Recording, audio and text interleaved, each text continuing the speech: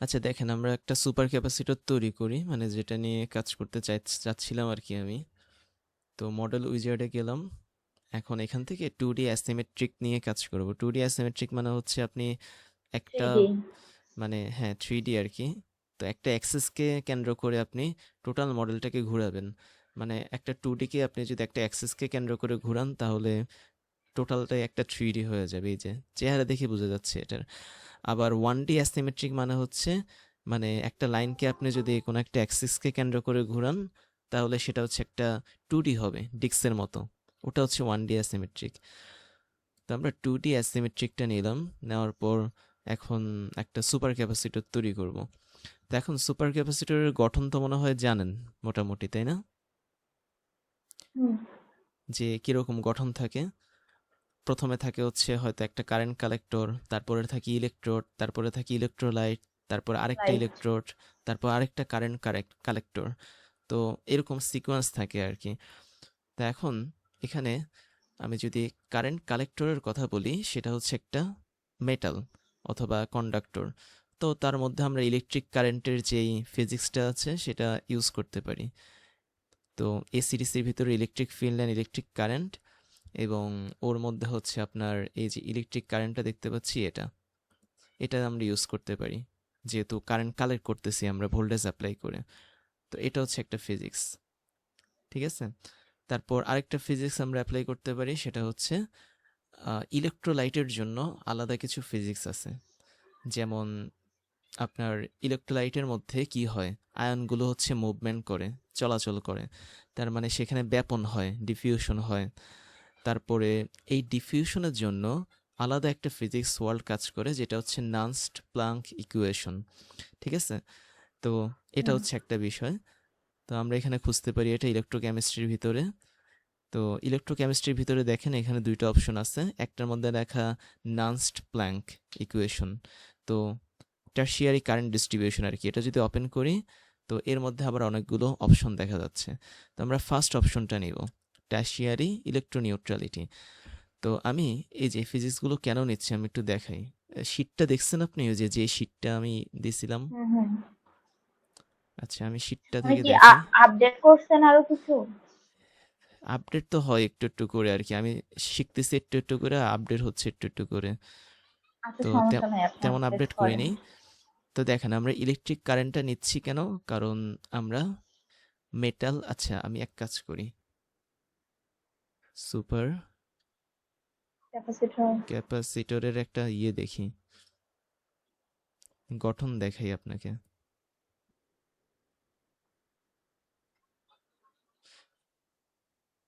তাহলে বুঝতে পারবেন।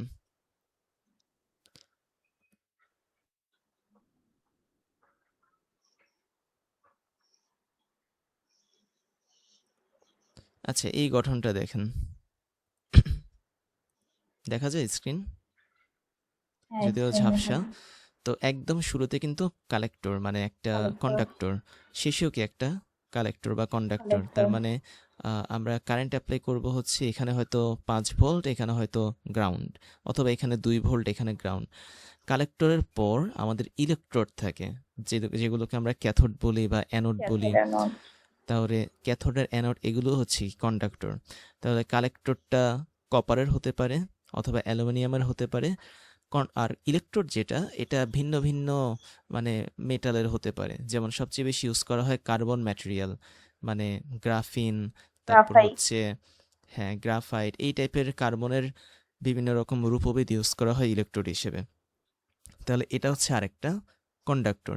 মাঝখানে থাকে হচ্ছে আপনার আয়ন্স, মানে ইলেকট্রোলাইট।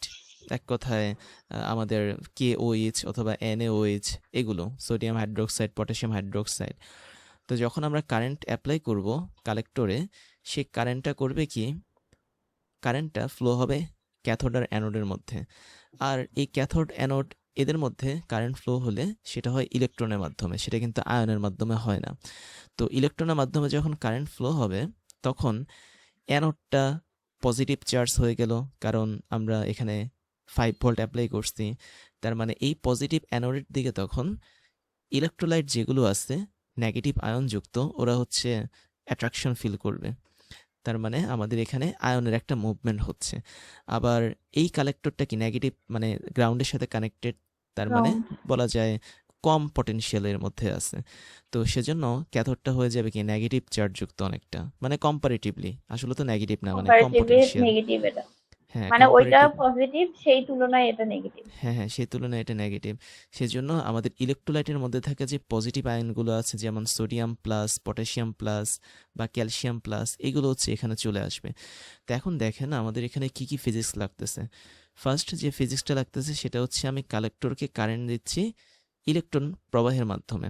তার মানে আমার যে ফিজিক্সটা লাগবে এখানে সেটা হচ্ছে ইলেকট্রিক কারেন্ট, একটা ফিজিক্স গেল। তারপর আরেকটা ফিজিক্স লাগবে, সেটা হচ্ছে আমি যখন এই কালেক্টরকে কারেন্ট দিচ্ছি, কালেক্টরের মধ্যে এবং ক্যাথোড অ্যানোডের মধ্যে ইলেকট্রন প্রবাহের সময় তারা বিভিন্ন সংঘর্ষ বাধে, কলিশন তৈরি হয়, কারণ সেখানে রেজিস্ট্যান্স থাকে। তো এই রেজিস্ট্যান্সের জন্য কি তৈরি হবে? হিট তৈরি হবে। তার মানে এটা হচ্ছে ইলেকট্রোম্যাগনেটিক হিটিং বা জুল হিটিং, যেটাই বলেন না কেন। Joule heating. তাহলে আমরা দুইটাই ফিজিক্স পেলাম। ঠিক আছে, এই যে একটা হচ্ছে ইলেকট্রিক কারেন্টের ফিজিক্স, আর একটা হচ্ছে জুল হিটিং। ইলেকট্রোম্যাগনেটিক হিটিং বা জুল হিটিং এর ফিজিক্স। একই সাথে আপনি আরেকটা ফিজিক্স কাজে লাগাতে পারেন, সেটা হচ্ছে হিট যখন তৈরি হবে তখন কালেক্টর, ক্যাথোড, অ্যানোড এগুলোর মধ্যে হিট তৈরি হওয়ার ফলে এক্সপানশন ঘটবে, মানে দৈর্ঘ্যপ্রস্থ বেড়ে যাবে। সেটার জন্য আমরা এটাকে বলতে পারি joule heating and thermal expansion. মানে এর মধ্যে আমরা দুইটা ফিজিক্স পাচ্ছি। তাহলে একটা ফিজিক্স হচ্ছে ইলেকট্রিক কারেন্ট, একটা হচ্ছে জুল হিটিং, একটা হচ্ছে থার্মাল এক্সপানশন। আবার থার্মাল এক্সপানশন হলে কি সমস্যা? এটা তার নিজের অবস্থান থেকে পরিবর্তন হয়ে যাবে। মানে একটা জিনিস যদি দৈর্ঘ্যপ্রস্থ বেড়ে যায় তাহলে কিন্তু তার নিজের অবস্থানটা পরিবর্তন করে। চেঞ্জ হয়। সেই জিনিসটার একটা ডিসপ্লেসমেন্ট ঘটে, সরণ ঘটে, তাই না? সময়ের সাথে সে হচ্ছে বড় হয় বা চলে ছোট হয়। যাচ্ছে। তার মানে এটা আমাদের চলে যাচ্ছে সলিড মেকানিক্সের আন্ডারে। এখানে লিখছি, লিখিনি যদিও, বাট আমরা গতদিন দেখছিলাম সলিড মেকানিক্সের আন্ডারে চলে যাচ্ছে, যে আমি একটা অ্যাক্সিস ধরে তাকে ফিক্সড করে ধরে রাখবো, যাতে কতটুকু পরিমাণ তার মুভমেন্ট হয়েছে সেটা বের করা যায়। আবার আমাদের এই যে এখানে ইলেকট্রোলাইট দেখতে পাচ্ছি, ইলেকট্রোলাইটের মধ্যে যে আয়নগুলো আছে এগুলো কিন্তু আবার চলাচল করে দুইটা পদ্ধতিতে। একটা হচ্ছে আপনার মাইগ্রেশন, আরেকটা হচ্ছে আপনার ডিফিউশন। ডিফিউশন মানে ব্যাপন, মানে কম, দেখো বেশি ঘনত্ব থেকে কম ঘনত্বের দিকে কম যায়, মানে ঘনত্ব। হ্যাঁ, হায়ার ডেন্সিটি থেকে লোয়ার ডেন্সিটির দিকে আয়নগুলো চলে যায়। ধরেন এখানে আমাদের বেশি পরিমাণ কে ওএইচ আছে, এখানে কম পরিমাণ কে ওএইচ আছে, তার মানে সরি কে ওএইচ না, শুধু ওএইচ অথবা শুধু কে প্লাস, ওইচ। মানে আয়ন আয়ন। ওকে, সো আয়নগুলো করে কি ডিফিউশন বা ব্যাপনের মাধ্যমে বেশি থেকে কমের দিকে ফ্লো হয়। এখন আয়নগুলো যে ডিফিউশন ঘটায়, এই ডিফিউশনের জন্য আলাদা ইকুয়েশন আছে যেটাকে বলা হয় নান্সড প্ল্যাঙ্ক ইকুয়েশন। এবং এই ইকুয়েশনটা কোন ফিজিক্সের আন্ডারে কাজ করে? এটা কাজ করে হচ্ছে আপনার টারশিয়ারি ইলেকট্রোনিউট্রালিটি। টারশিয়ারি। হ্যাঁ, এটার আন্ডারে কাজ করে। দেখেন এই যে নান্সড প্ল্যাঙ্ক ইকুয়েশন। তো এই নান্সড প্ল্যাঙ্ক ইকুয়েশন ইউজ করা হয় ডিফিউশন, মাইগ্রেশন এবং কনভেকশন পদ্ধতিতে আয়ন মুভমেন্টের জন্য। ডিফিউশন মানে ব্যাপনের মাধ্যমে আয়ন মুভমেন্ট হবে। মাইগ্রেশন মানে হচ্ছে আপনি যখন এখানে পজিটিভ নেগেটিভ ভোল্টেজ অ্যাপ্লাই করতেছেন, অর্থাৎ 2 ভোল্ট থেকে 0 ভোল্ট, তার মানে আমাদের এখানে ইলেকট্রিক ফিল্ড তৈরি হবে, তাই না? যেহেতু হাই হুম। ভোল্টেজ থেকে লো ভোল্টেজের দিকে কারেন্ট ফ্লো হয়, একই সাথে ইলেকট্রিক ফিল্ড লাইন তৈরি হয়। তো এই ইলেকট্রিক ফিল্ডগুলো করে কি এই আয়নগুলোকে আবার পুশ করে বা হচ্ছে ধাক্কা দেয়। তো ওই ঘটনাটাকে বলা হয় হচ্ছে আপনার মাইগ্রেশন। তাহলে ডিফিউশন হচ্ছে আহ, লো, মাইগ্রেশন হচ্ছে। হ্যাঁ, ডিফিউশনও হচ্ছে এখানে আয়নের, আবার মাইগ্রেশনও হচ্ছে, আবার কনভেকশনও হইতে পারে। বাট সুপার ক্যাপাসিটর আসলে কনভেকশন আমি দেখিনি এখনো, পাইনি আর কি এখন পর্যন্ত। কনভেকশন হচ্ছে ফ্লুইড ফ্লো, অর্থাৎ যদি কোনো কারণে আমাদের ফ্লুইডগুলো ফ্লো হয়, প্রবাহিত হয়, যেমন নদীর পানি, তখন পানি প্রবাহের সাথে বা ফ্লুইড প্রবাহের সাথে আয়নগুলো প্রবাহিত হয়, সেটাকে বলা হয় কনভেকশন। তো এই তিনটা পদ্ধতিতে যে আয়নগুলো ফ্লো হচ্ছে সেটা নান্স প্ল্যাঙ্ক ইকুয়েশন দিয়ে আপনার বের করা যায়। তাহলে টারশিয়ারি ইলেকট্রোনিউট্রালিটি আমরা আরও একটা ফিজিক্স পেলাম। আবার একটু খেয়াল করেন, আমাদের এখানে যখন অ্যানোড এবং ইলেকট্রোলাইটের আয়নগুলো খুব কাছাকাছি চলে আসে তখন এই জায়গাটাতে একটা লেয়ার তৈরি হয়, তাই না? এটাকে বলা হয় ইলেকট্রিক ডাবল লেয়ার, হয়তো আপনি পড়ছেন পেপারগুলোতে। এই জায়গাটা তো আপনার ইলেকট্রিক ডাবল লেয়ার তৈরি হয়। সো এই ডাবল লেয়ার জায়গার মধ্যে আপনার কিছু কেমিক্যাল রিয়াকশন ঘটে বা মিথস্ক্রিয়া যেটাকে বলে, অর্থাৎ অ্যানোডের প্লাস ইলেকট্রোলাইটের মাইনাস একত্রিত হয়ে মাইনাস। এসে একটা রিয়াকশন তৈরি করে। এটা কিন্তু আবার রিডক্স রিয়াকশন না, এটা হচ্ছে মানে ইলেকট্রিক ডাবল লেয়ার রিয়াকশন। এই রিয়াকশনটাকে আপনার সলভ করা হয় একটা ইকুয়েশন দিয়ে, সেটা হচ্ছে ভাল্টার ভলমার, এটা উচ্চারণ কি যদিও হলমার্ক। জানি না আমি, বাল্টার ভলমার ইকুয়েশন, ঠিক আছে? তো দেখেন এখানে কি লেখা আছে, at the electrode electrolyte interface electrochemical reactions occur. এই যে এখানে আমি এটার কথা বলছি, ইলেকট্রোকেমিক্যাল রিয়াকশন তৈরি হয়। ইলেকট্রো মানে হচ্ছে অ্যানোড বা ক্যাথোডের ইলেকট্রন, আর কেমিক্যাল মানে হচ্ছে ইলেকট্রোলাইট থেকে আসে আয়ন। তার মানে অ্যানোড ক্যাথোডের ইলেকট্রনের সাথে ইলেকট্রোলাইটের কে প্লাস অথবা OH মাইনাস এদের রিয়াকশন ঘটে এই ইন্টারফেসটাতে, বুঝতে পারছেন? সেজন্য জি। এই রিয়াকশনটাকে আমরা যদি অ্যানালাইসিস করতে চাই তাহলে আমাদের আরেকটা ইকুয়েশন লাগে, সেটা হচ্ছে বাল্টার ভোলমার ইকুয়েশন। ওই হলমার্ক ইকুয়েশনটাও ইকুয়েশন। আছে হচ্ছে আপনার টারশিয়ারি ইলেকট্রোনিউট্রালিটি ফিজিক্সের মধ্যে, ঠিক আছে? তো টারশিয়ারি ইলেকট্রোনিউট্রালিটিটা খুবই ইম্পর্ট্যান্ট আমাদের যে কোনো কি বলে সুপার ক্যাপাসিটর ক্যাপাসিটর। ডিজাইন করার জন্য। বুঝতে পারছেন? এবং জি জি। আরেকটা ব্যাপার, সেটা হচ্ছে আহ, আমরা এই যে এখানে সুপার ক্যাপাসিটরের মধ্যে দেখতে পাচ্ছি, এই যে লেয়ারটা দেখতে পাচ্ছি, এখন ক্যাথোড আর অ্যানোডের মধ্যে অনেকগুলো ছোট ছোট ছিদ্র থাকে যেগুলোকে পোরস বলে। এটাও হয়তো দেখছেন হুম আপনি, হুম। তাই না? ছোট ছোট ছিদ্র থাকে আর কি, পোরস। তার মানে এই ইলেকট্রোলাইট থেকে যে আয়নগুলো আছে কে প্লাস অথবা OH মাইনাস, এদের সাইজ ভিন্ন ভিন্ন হয়। তো যে সমস্ত আয়নের সাইজ খুব ছোট ছোট, তারা খুব সহজে হচ্ছে অ্যানোড আর ক্যাথোডের ওই ছিদ্রের মধ্যে ঢুকে বসে থাকতে পারে, এবং ওই ছিদ্রে ঢুকে বসে থাকে বলেই হচ্ছে ক্যাপাসিটরের চার্জটা স্টোর হয়।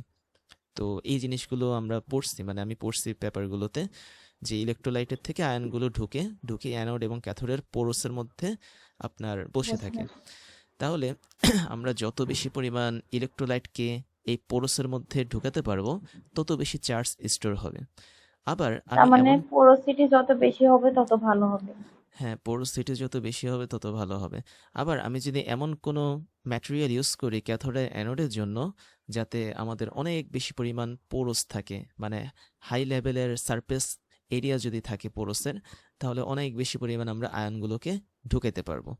তো তখন আমাদের ক্যাপাসিটরের মানে ইলেকট্রিক্যাল ইফিসিয়েন্সি বাড়বে। তো এই যে পোরসের মধ্যে আপনার এই ইলেকট্রোলাইটগুলো ঢুকতেছে, সেখানে আবার কিছু ফিজিক্স কাজ করে, যে তারা কিভাবে ঢুকতেছে, আয়নের কনসেন্ট্রেশন কি, ঠিক আছে? ওটার জন্য আমরা আরেকটা ফিজিক্স ইউজ করি, সেটা হচ্ছে টারশিয়ারি পয়জন। এই ইকুয়েশনটা মানে এই ফিজিক্সটা আমরা ইউজ করি। দেখেন এখানে কি লিখছে, poison equation, near the electrode surface positive and negative charges separated, this region is called electric double layer অথবা EDL. তো electroneutrality is no longer valid, this Poisson option calculates this charge separation. তো খেয়াল করে দেখেন, আমরা যখন super capacitor charge করব বা ডিসচার্জ করব, তখন কিন্তু এই আয়নগুলো পোরসের মধ্যে ঢুকে যাচ্ছে। তো ওই ঘটনাটাকে আমরা বর্ণনা করার জন্য এই পয়জন ইকুয়েশনটা ইউজ করি। এই যেখানে লেখা আছে, অ্যাট চার্জিং পজিটিভ আয়ন্স অ্যাকুমুলেট নেয়ার নেগেটিভ ইলেকট্রোড, আবার নেগেটিভ আয়ন্স অ্যাকুমুলেট নেয়ার পজিটিভ ইলেকট্রোড। তারপর হচ্ছে ইলেকট্রিক ডাবল লেয়ার তৈরি হয়, চার্জ সেপারেশন তৈরি হয়। আর এখানে পয়জন ইকুয়েশন ছাড়া আমরা এই ইলেকট্রিক ডাবল লেয়ারটাকে ঠিকঠাক মতো মডেল করতে পারবো না। মডেল। তার মানে আমরা এখানে এই ফিজিক্সটা একবারই ইউজ করতে পারি। যদি পয়জনই ফিজিক্সটা ইউজ করো, ওর ভিতরে কিন্তু চারটাই আছে, নান্সড প্ল্যান্ট ইকুয়েশন আছে, ওহমস ল আছে, বাল্টার ভলমার হলমার্ক ইকুয়েশন ইকুয়েশন। আছে, পয়জনস ইকুয়েশন আছে। দুইটা কিন্তু ভিন্ন, ঠিক আছে? বাল্টার ভলমার মানে হচ্ছে কি, এখানে লেখা আছে ইলেকট্রোকেমিক্যাল রিয়াকশনকে সে প্রকাশ করে। আর পয়জন ইকুয়েশনটা প্রকাশ করে কি, যে আমরা যখন চার্জ করব ডিসচার্জ করব, তখন ইলেকট্রোলাইটের আয়নগুলো কিন্তু ভেতরে ঢুকবে। সো ওই মডেলটার জন্য আমরা এখানে পয়জন ইকুয়েশন ইউজ করি, পয়জন ইকুয়েশন। ঠিক আছে? তাহলে আমরা অনেকগুলো কি পেলাম, ফিজিক্স পেলাম। তো এখন আমরা একটা বিল্ড করি এরকম ভাবে, খুব সিম্পল একটা মডেল বিল্ড করি। আমি হয়তো 3-4টা ফিজিক্স ইউজ করব। আর দেখেন আমরা এখানে কি কি ইউজ করতে পারি, ইলেকট্রিক কারেন্ট অলরেডি ইউজ করছি, তাই না? তারপরে হুম। টারশিয়ারি ইলেকট্রোনিউট্রালিটি, এটা আমরা ইউজ করি। পয়জনটা এখন আপাতত ইউজ করতেছি না, এটা আমার আরেকটু স্টাডি করতে হবে এটা নিয়ে, পয়জনটা নিয়ে। তারপরে আমি আপনাকে দেখাবো। তারপরে আর কি আছে, জুল হিটিংটা ইউজ করতে হবে, হিট ট্রান্সফার ইন সলিড আছে এখানে, ইলেকট্রোম্যাগনেটিক হিটিং এখানে আছে, joule heating, joule heating and thermal expansion আমি দুইটাই দিলাম, যেহেতু আমাদের ইলেকট্রোড বা ইলেকট্রোডগুলো এক্সপান্ড হতে পারে তাপের প্রবাহের ফলে। ওই দিন যে আমাদের একটা সমস্যা হয়েছিল, আপনি তো এসিডিএসি নিচ্ছিলেন, তারপরে হিটিং আমি ভ্যালু দিচ্ছিলেন, দিইনি আর কি, কিন্তু ওদিনকার সমস্যার ব্যাপারটা হচ্ছে কি সবগুলোতে ভ্যালু আহ, দিতে হবে, প্রত্যেকটা ফিজিক্সে আচ্ছা ভ্যালু ঠিক দিতে হবে। তো আমি আছে, আচ্ছা প্রত্যেকটা ফিজিক্সে ভ্যালু দিই নেই, আমি ইলেকট্রিক কারেন্ট প্রথমটাতে ভ্যালু দিচ্ছি, দ্বিতীয়টাতে দিইনি। আবার হিট দেন নাই, ট্রান্সফার, হ্যাঁ হিট ট্রান্সফার প্রথমটাতে দিচ্ছি, প্রথমটাতে দ্বিতীয়টাতে রিসেন্টলি। দিই নেই। তো এই জন্যই সমস্যাটা হয়েছে। যাই হোক, এখানে দেখেন আপনি যখন joule heating and thermal expansion click করছেন, দেখেন আমরা প্রথমে করছি ইলেকট্রিক কারেন্ট, তারপরে এটা কিন্তু সিকোয়েন্স ওয়াইজ না, ঠিক আছে? আপনি আপনার ইচ্ছা মতো নিতে পারেন, এটা সিকোয়েন্স ওয়াইজ না আসলে। তো আমরা ইলেকট্রিক কারেন্ট প্রথমে নিছি, তারপরে এখানে আমরা কি নিছি, যে ইলেকট্রোকেমিস্ট্রির ভিতরে টারশিয়ারি কারেন্ট ডিস্ট্রিবিউশনের ভিতরে টারশিয়ারি হ্যাঁ, ইলেকট্রোনিউট্রালিটি নিছি, ঠিক আছে? এটা নিছি। তো এগুলোর প্রত্যেকটার কাজ কিন্তু এখানে আছে, এই যে। জি জি জি। আর ফাইনালি আমরা কি নিছি, জুল হিটিং নিছি। জুল হিটিং জুল দেখেন হিটিং। অনেকগুলো জায়গায় আছে, অনেকগুলো জায়গায় আছে, এই যে হিট ট্রান্সফারের মধ্যেও কিন্তু জুল হিটিং আছে, হিট ট্রান্সফার ইন সলিড হাবিজাবি। কিন্তু আপনি হুট করে হিট ট্রান্সফার ইন সলিডটা নিতে পারবেন না। কেন? কারণ হিট ট্রান্সফার ইন সলিড এর মানে হচ্ছে আপনার হিটটা নতুনভাবে চলে আসছে মডেলের মধ্যে, কিন্তু এই হিটের সোর্সটা কি সেটা আপনি জানেন না, বুঝতে পারছেন? হিটের মানে হিটটা সোর্সটা তো কারেন্ট, তাই না? হিটের সোর্স কারেন্ট। হচ্ছে কারেন্ট, বাট এখানে কিন্তু এটা কারেন্টের আন্ডারে নাই, এটা আছে হচ্ছে হিট ট্রান্সফারের আন্ডারে। দ্যাট মিন্স ওর বাবা হচ্ছে হিট ট্রান্সফার, ওর ছেলে হচ্ছে heat transfer in solid. That means আপনি যখন হিট ট্রান্সফার নেবেন এর মানে অলরেডি ওই জিনিসের, মানে কি বলবো, ওই জিনিসের মধ্যে কোনো হিট হিট সোর্স নাই, তার মধ্যে আমরা বাইরে থেকে হিট সোর্স অ্যাপ্লাই করছি এমনটা বোঝাবে। এই জন্য আমরা এই জিনিসটা এভাবে সরাসরি নিতে পারি না, আমরা এই heat transfer in solid code থেকে নিব, এসিডিসির থেকে নিব, বুঝতে পারতেছেন? অর্থাৎ জি দেখেন জি জি। এসিডিসির ভেতরে আমরা একটা অপশন পাচ্ছি ইলেকট্রোম্যাগনেটিক হিটিং, ইলেকট্রোম্যাগনেটিক হিটিং এর ভেতরে আমরা পাচ্ছি joule heating and joule thermal heating. Expansion. That means আমরা যদি এসিডিসির আন্ডারে নেই তাহলে আমাদের এই ফিজিক্সটা বোঝাবে কি যে একমাত্র কারেন্ট অ্যাপ্লাই কারেন্টের করার জন্য আমাদের এখানে হিট। জুল হিটিং তৈরি হয়েছে এবং তাপ তৈরি হয়েছে, যার ফলে থার্মাল এক্সপানশন ঘটছে। তো অনেক জায়গায় আপনি একই রকম ফিজিক্স দেখবেন, কিন্তু এক একটার কাজ এক এক রকম, বুঝতে পারছেন এটা? তাহলে এসিডিসির আন্ডারে আমাদের ইলেকট্রিক কারেন্ট ছিল এবং জি। একই সাথে এখানে ইলেকট্রোম্যাগনেটিক হিটিং ছিল। ইলেকট্রোম্যাগনেটিক হিটিং মানে কি? কারেন্ট ফ্লো হলে তাপ তৈরি হবে, এটা ইলেকট্রোম্যাগনেটিক হিটিং। তাহলে এটা হচ্ছে আমাদের তারপরে মানে বাবা। তো ওর আন্ডারে হচ্ছে আমি এখন joule heating and thermal expansion use করছি। আপনি চাইলে জুল হিটিংও ইউজ করতে পারেন, তখন আর থার্মাল এক্সপানশন নিয়ে আপনার কাজ করা লাগবে না, ঠিক আছে? তো আপনি যখন এখানে জুল হিটিংটা সিলেক্ট করছেন, থার্মাল এক্সপানশন, অটোমেটিক দেখেন এখানে একটা জিনিস তৈরি হয়ে গেছে, মাল্টি ফিজিক্স, খেয়াল করছেন? জি। এটা কিন্তু অটোমেটিক তৈরি হয়ে গেছে, তার মানে কমসোল এখন বুঝতে পারছে যে আমি মাল্টি কারেন্ট ফিজিক্স নিয়ে কাজ কার করবেন। কার্পেন হ্যাঁ কারেন্ট অ্যাপ্লাই করছি, এবং কারেন্ট অ্যাপ্লাই ফলে আমাদের হিট তৈরি হয়েছে, এবং ওই হিটের ফলে আমাদের থার্মাল এক্সপানশন ঘটছে। তার মানে এই মাল্টিফিজিক্সটা কিন্তু সবসময় আসে না। আপনি যখন কিছু অপশন সিলেক্ট করবেন ফিজিক্সে, তখন কমসোল অটোমেটিক ধরে ফেলবে যে হ্যাঁ এই মানুষটা কি করতে চাইছে। সো কমসোল এখন ধরে ফেলছে যে আমরা এই যে ইলেকট্রোডটা আছে, কালেক্টর, কারেন্ট কালেক্টরের মধ্যে কারেন্ট অ্যাপ্লাই করব, সেই কারেন্টটা যাবে হচ্ছে অ্যানোড ক্যাথোডে, এবং অ্যানোড ক্যাথোডটা হচ্ছে আপনার গ্রাফিন বা গ্রাফাইট বা কার্বনের কোনো একটা ম্যাটেরিয়াল, সেটার মধ্যে ইলেকট্রন ফ্লো হবে, ফ্লো হলে হিট তৈরি হবে, ওই হিটের ফলে এক্সপানশন ঘটবে, ঠিক আছে?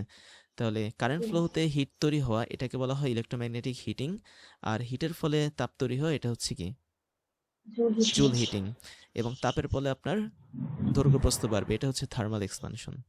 এক্সপানশন, আচ্ছা, আপাতত এই কয়টা ফিজিক্স দেই। আর আরেকটা কি দিব, স্ট্রাকচারাল মেকানিক্সটা দিয়ে দিই, যেহেতু আমাদের থার্মাল এক্সপানশন হচ্ছে। স্ট্রাকচার আমি হচ্ছে পরিবর্তন এটাকে হবে। ফিক্সড করে রাখবো একটা জিনিসের সাপেক্ষে, মানে একটা অক্ষের সাপেক্ষে। তো এটার জন্য আমি স্ট্রাকচারাল মেকানিক্স দিই, সলিড মেকানিক্সের আন্ডারে এটা পড়বে। ঠিক আছে, সলিড মেকানিক্সটা অ্যাড করে দিলাম। তো এই হচ্ছে আমার ফিজিক্স। দেখেন সলিড মেকানিক্স কিন্তু দুইটা চলে আসছে, খেয়াল করছেন? জি, তার মানে দুইটার মধ্যে আমাদের ভ্যালু দিতে হবে। ভ্যালু দেওয়া লাগবে। আচ্ছা, যাই হোক, এখন আমরা মানে কি বলবো, এতদিন যে স্টাডিটা করছিলাম, এই যে এখানে স্টাডি লেখা আছে, এটা কিন্তু ছিল স্ট্যাটিক, স্টেশনারি, তাই না? তো আমরা আজকে হ্যাঁ, একটু টাইম স্টেশনারি। ডিপেন্ডেন্ট করি। টাইম ডিপেন্ডেন্ট মানে হচ্ছে কি, যে সময়ের সাথে সাথে আপনি যখন কারেন্ট ভোল্টেজ যখন অ্যাপ্লাই করবেন, সময়ের সাথে সাথে কি পরিবর্তন দেখাবে সেটা অ্যানিমেশনের মাধ্যমে আমাদেরকে দেখাবে। এটা হচ্ছে টাইম ডিপেন্ডেন্ট, বুঝতে পারতেছেন? অর্থাৎ আপনি জি, 5 ভোল্ট অ্যাপ্লাই করলেন, তো 1 সেকেন্ড পর কি অবস্থা, 2 সেকেন্ড পর কি অবস্থা সুপার বুঝছেন পর। ক্যাপাসিটরের ভিতরে, এরকমভাবে আপনি টাইম সেট করে দিবেন 1 মিনিট। তো তখন প্রত্যেকটা সেকেন্ডে অবস্থাটা সে দেখাবে। তো এই হচ্ছে টাইম ডিপেন্ডেন্ট। তো আমি টাইম ডিপেন্ডেন্ট দিয়া ডান করলাম। ডান করলে আমাদের একটা মানে রিয়েল ইন্টারফেস চলে আসবে ফিজিক্সের, বুঝতে পারছেন? জি, অনেকগুলো ফিজিক্স চলে আসছে। আচ্ছা, জিওমেট্রি, তো এখন দেখেন মাল্টিফিজিক্সও চলে আসছে, আমরা প্রত্যেকটাতে এখন ভ্যালু সেট করব। ভ্যালু অ্যাড করব। ইলেকট্রিক কারেন্টের আন্ডারে 4টা অলরেডি এমনিতেই চলে আসছে। আমরা প্রথমে জিওমেট্রি নিয়ে কাজ করি। তো ধরা যাক আমি অ্যাম্পিটার, মিলিমিটার লেভেলের একটা সুপার ক্যাপাসিটর তৈরি করতেছি, মিলিমিটার আমার ইচ্ছে আর কি। আর আচ্ছা, অ্যাঙ্গুলার ইউনিট যা আছে তাই থাক, এগুলো দরকার নাই। জিওমেট্রি 1, এটা আসলে মানে হচ্ছে এমনিতেই ফিক্সড করা হয়, কিন্তু আসল কাজ করা হয় এখানে ক্লিক করে, ম্যাটেরিয়াল, মাউসের রাইট বাটন ক্লিক করা হয়। এখন দেখেন আমরা গঠনটা কিভাবে করব অ্যাসিমেট্রিকে। বিষয়টা হচ্ছে আপনি জাস্ট দেখেন কিভাবে আঁকবেন এটা। আপনাকে সুপার ক্যাপাসিটর দেখাই, সিলিন্ড্রিক্যালটা দেখাই। এই যে সিলিন্ড্রিক্যালটা আমরা হচ্ছে তৈরি করব। তো সিলিন্ড্রিক্যালটা যদি আপনি তৈরি করতে চান, একদম মাঝখানে আপনার থাকবে হচ্ছে কারেন্ট কালেক্টর, এবং সবার বাইরে থাকবে হচ্ছে কারেন্ট কালেক্টর। এভাবে তৈরি করতে হবে। দাঁড়ান আপনাকে দেখাই আমি, এই যে অনেকটা এরকম, একদম মাঝখানে থাকবে হচ্ছে কারেন্ট কালেক্টর, আবার সবার বাইরে থাকবে কারেন্ট কালেক্টর। তারপরে মাঝখানে কারেন্ট কালেক্টরের পর থাকবে অ্যানোড, তারপরে থাকবে ইলেকট্রোলাইট, তারপর থাকবে ক্যাথোড, তারপর সবার বাইরে ক্যাথোড, থাকবে আবার current collector. So collector. 2D অ্যাসিমেট্রিকে এভাবে হচ্ছে আপনার ক্যাপাসিটরকে তৈরি করা হয়। দ্যাট মিনস আমরা এখানে যদি কোনো একটা কেন্দ্রের সাপেক্ষে এরকম জিওমেট্রি নিই, এটা ওর সাপেক্ষে ঘুরবে, টোটালটা ঘুরবে। ঠিক আছে, আমি একটু বিল করে দেখাই। ধরেন আমাদের কেন্দ্রে থাকবে কি একদম শুরুতে কারেন্ট কালেক্টর, আর সবার বাইরে থাকবে কি কারেন্ট কালেক্টর, একটা সিলিন্ড্রিক্যাল ক্যাপাসিটরের। তাহলে এই কারেন্ট কালেক্টরটার ধরেন দৈর্ঘ্য প্রস্থ থাকবে অবশ্যই, আমি রেক্টেঙ্গলটা নিব প্রথম ক্ষেত্রে। তাহলে এটা হচ্ছে আপনার প্রথম কারেন্ট কালেক্টর, COEE কালেক্টর, আমি এখানে নামটা দিলাম। ঠিক আছে, ওয়ান, কালেক্টরটা সলিড হবে। তারপর কালেক্টরটার ওয়াইড হচ্ছে ধরেন 2, এবং আমার ইচ্ছে মতো দিতেছি, এগুলো কিন্তু নির্দিষ্ট হিসাব আছে আচ্ছা, বিভিন্ন পেপার অনুসারে। তো হাইট হবে আমি ধরা যাক 10 দিলাম। তারপর আমি বিল্ড অল অবজেক্ট দিলাম। তাহলে দেখেন এখানে একটা জিনিস বিল্ড হয়েছে। বাট যদি আমি এটাকে 2D অ্যাসিমেট্রিক বানাই, তবে এই যে অ্যাক্সিসটা দেখতে পাচ্ছেন না একদম ওয়াই অ্যাক্সিস বরাবর, ফিক্সড করে দিতে হবে। হ্যাঁ, এটা না না ফিক্সড করা লাগবে না, এটা বরাবর ঘুরবে আর কি। ঘুরলে এটা অটোমেটিক সিলিন্ডার হয়ে যাবে, বুঝতে পারছেন? যখন আপনি একটা এরকম রেক্ট্যাঙ্গেলকে যে কোনো একটা মানে এক্সের এজ, সাপেক্ষে। হ্যাঁ এজ বা ধারের সাপেক্ষে যখন ঘুরাবেন, তখন সেটা কি হবে, সিলিন্ডার হয়ে যাবে এক কথায়। সো এটাও আসলে তাই, সিলিন্ডারের মতো হয়ে যাবে এটা। তাহলে প্রথমটা হচ্ছে আমাদের কি কারেন্ট কালেক্টর, আমি এটা একটু চিকন করে দিলাম কারেন্ট কালেক্টরটাকে, 1 মিলিমিটার দিলাম। ওকে, সো এটা হচ্ছে আমাদের কালেক্টর 1, যেটা কেন্দ্রে থাকবে, ওয়ান, আমি নাম নাম দিয়ে দিলাম আর কি। তারপর কালেক্টরের পর আমাদের থাকবে কি অ্যানোড অথবা ক্যাথোড। সো আমাদের অ্যানোড থাকবে। আমি এখানে আবার রেক্টেঙ্গেল সিলেক্ট করব রেক্টেঙ্গেল। এবং সেটার ওয়াইডটা আগের মতোই হচ্ছে, আগের মতো থাকবে না, এটা একটু মোটা হবে। হাইট থাকবে আগের মতো 10, ওয়াইড থাকবে ধরেন, এটার তো ওয়াইড দিছি 2, তো এটার ওয়াইড আমি দিলাম ধরেন হচ্ছে 5। আর এটা আমাদের যে এক্স অক্ষ বরাবর যাত্রা শুরু করবে সেটা হচ্ছে কিছু দূরে, তাই না? আর হচ্ছে এখানে এক্স অক্ষ বরাবর যাত্রা মানে গমন করবে সে, আর জেড হচ্ছে ওয়াই অক্ষ বরাবর গমন করবে সে। তো আমি এখানে দেখতে পাচ্ছি 0 থেকে 2 এর মাঝখানে আমাদের এখানে 1 ছিল, এই যে 1 নম্বর ঘর পর্যন্ত এটার ওয়াইড ছিল, এই যে এখানে। তার মানে আমার এখানে যেই ইয়েটা আমি তৈরি করব, কি বলে এটাকে, ধরা যাক অ্যানোড। অ্যানোড যে আমি তৈরি করব ওটা স্টার্ট হবে কোনখান থেকে? অবশ্যই এটা তো এক্স অক্ষ বরাবর 1 ঘর পরে থেকে স্টার্ট হবে। মানে যেখানে আপনার রেক্টেঙ্গেল ওয়ানটা শেষ হয়েছে হ্যাঁ হ্যাঁ, তারপর দেখেন আমি থেকে একটু এটা শুরু দেখাই, হবে। আমি যদি এটা বিল্ড করি তাহলে বুঝতে পারবেন। তো দেখেন কালেক্টর 1, সেটা ওয়াইড ছিল 1, ওয়াইড মানে কি এক্স অক্ষ বরাবর ওয়াইড ছিল। তার মানে এই যে 0 থেকে এই 1 এতটুকু পর্যন্ত তার ওয়াইড ছিল। তার মানে আমি যখন অ্যানোড তৈরি করব তখন আমার এক্স অক্ষ বরাবর আমার স্টার্টিং পয়েন্ট হবে 1 মিলিমিটার ওয়ান। থেকে। আর মানে হচ্ছে এক্স অক্ষ বরাবর, ঠিক আছে? আর জেড মানে হচ্ছে ওয়াই অক্ষ বরাবর। আমি ধরেন জেড হচ্ছে 2 দিয়ে দিলাম, দেখেন এটা উপরে উঠে যাবে, এই যে উপরে উঠে গেছে এখন। তার মানে জেড হচ্ছে কি ওয়াই অক্ষ বরাবর উপরে নিচে যাবে। তার মানে আমাদের প্রথম অংশটা হচ্ছে কারেন্ট কালেক্টর, দ্বিতীয়টা হচ্ছে আমাদের অ্যানোড। হ্যালো। তো অ্যানোডটা একটু মোটা মোটা লাগতেছে, আমি এটারে 3 দিয়ে দিই, 3 দিলাম, হোয়াইট 3 মিলিমিটার দিলাম। তারপরে আমাদের থাকবে কি ইলেকট্রোলাইট, এই যে আমরা ইলেকট্রোলাইট। ছবিতে দেখছিলাম, তাই না? কালেক্টর, তারপর হচ্ছে ইলেকট্রোলাইট। অ্যানোড, তারপর হচ্ছে ইলেকট্রোলাইট। তবে ইলেকট্রোলাইট। এটা এই ছবিটাই আপনি এরকম ভাবে আঁকবেন, বাট পরবর্তীতে সেটা হচ্ছে মানে সিলিন্ডার হয়ে যাবে আর কি। ওকে, ইলেকট্রোলাইট যেটা দিব সেটাও হচ্ছে আপনার জিওমেট্রিতে গিয়ে রেক্টেঙ্গেল দিয়ে দিলাম, এটা হচ্ছে ইলেকট্রোলাইট। ইলেকট্রোলাইট, ইলেকট্রোলাইটের হাইট একই রকমভাবে 10 থাকবে। এখন দেখেন ইলেকট্রোলাইট শুরু হবে কোনখান থেকে? আমাদের প্রথমে এটা ছিল শুরু হবে 4 এক, থেকে। হ্যাঁ 1 ছিল, তারপর হচ্ছে 3, তারপর হচ্ছে 4। তার মানে আচ্ছা আচ্ছা, 4 তো আমি এখানে দিব এটা না, তো 4 দিব নিচে হচ্ছে নিচে, ছাড় হবে, হ্যাঁ হ্যাঁ। নিচে দিব। আর আর উপরে ইলেকট্রোলাইটটা একটু উইথ। মোটা, ওকে আমি 5 মিলিমিটার দিলাম ইলেকট্রোলাইট। সো এখন দেখেন এটা এরকম ভাবে বিল্ড হবে, দেখছেন? বুঝতে পারছেন এটা? জি। তারপরে আমাদের কি করতে হবে? আবার ক্যাথোড। আগের মতো ক্যাথোড দিতে হবে। So rectangle. রেক্টেঙ্গেল। আচ্ছা, এখানে ঝড় হচ্ছে অনেক, হুট করে কারেন্ট চলে যেতে পারে। আমাদের এখানেও হচ্ছে, কিন্তু সমস্যা নাই, আমাদের মানে এখানে হুট করে কারেন্ট। যদি কানেকশন চলে যেতে, তাহলে হ্যাঁ বুঝবেন হ্যাঁ, কারেন্ট চলে সমস্যা নাই। গেছে। আচ্ছা, আচ্ছা, ঠিক আছে। এটার ওয়াইডটা কত ছিল? 3 ছিল। এখন এটা কত থেকে শুরু হবে? 1, এটা তো 3, এখন 4, 4 আর 5 হচ্ছে 9, তার মানে এটা 9 9 থেকে থেকে শুরু শুরু হবে। হবে। আচ্ছা, এই যে এখন ঠিক হয়েছে, এটা 9 থেকে শুরু হয়েছে, তাহলে আমাদের ক্যাথোড শেষ। ফাইনালি আমাদের আরেকটা কারেন্ট কালেক্টর দিতে হবে। সো রেক্টেঙ্গেল, এটার ওয়াইড হচ্ছে 1ই ছিল, হাইট ছিল এটা 10। হচ্ছে প্রথমটার, মানে কালেক্টরের সব কনফিগারেশন প্রথমটার যা এটারও তাই হবে। হ্যাঁ হ্যাঁ হ্যাঁ হ্যাঁ, মানে শুধু এটা, শুরুর পয়েন্টটা, হ্যাঁ, আচ্ছা এটা শুধু কত হবে? স্টার্টিং পয়েন্টটা চেঞ্জ হবে। 1, 3, 4, 4 আর 5 9, 9 আর 3 হচ্ছে 10, 11, 12, তাহলে এটা 12। হবে হচ্ছে 12 থেকে খুব সম্ভবত। 12। হ্যাঁ এবার ঠিক আছে। তাহলে বিষয়টা হচ্ছে কি, প্রথমে কারেন্ট কালেক্টর, তারপর হচ্ছে আমাদের এখানে অ্যানোড। অ্যানোড, তারপরে ইলেকট্রোলাইট, তারপরে ইলেকট্রোলাইট। ক্যাথোড, তারপরে ক্যাথোড। Current collector. কালেক্টর। এই হিসাবগুলো সোজা, আসলে সোজা, তো একটু প্র্যাকটিস করলে হয়ে যাবে। এখন পর্যন্ত যতটুকু করছেন এটা মানে ইজি আছে।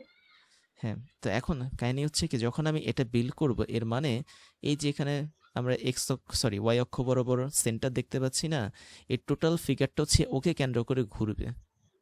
ওকে কেন্দ্র করে ঘুরে সে একটা মানে সিলিন্ড্রিক্যাল ক্যাপাসিটর তৈরি করবে, আর কিছুই না। তো মেইন বিষয়টা হচ্ছে এটা। তো আমাদের এখন কাজ শেষ, ফাইনালি কাজ হচ্ছে কি ম্যাটেরিয়াল। এখন ম্যাটেরিয়ালটা আমরা দেখি।